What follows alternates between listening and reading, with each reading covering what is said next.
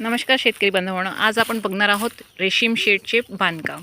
रेशीम शेडचे बांधकाम आमचे झालेले आहे. आमचा शेड आहे 22 बाय 60चा.